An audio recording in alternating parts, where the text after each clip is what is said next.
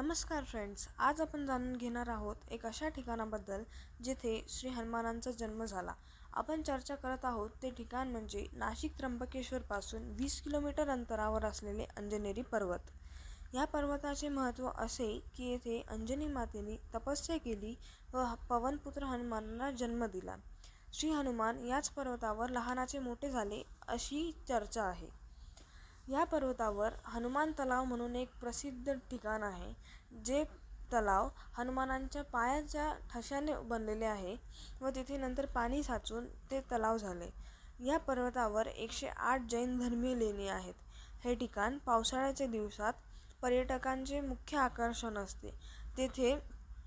तेथे निर्माण होणारे वातावरण ते अतिशय सुंदर असते, अतिशय शांत असते।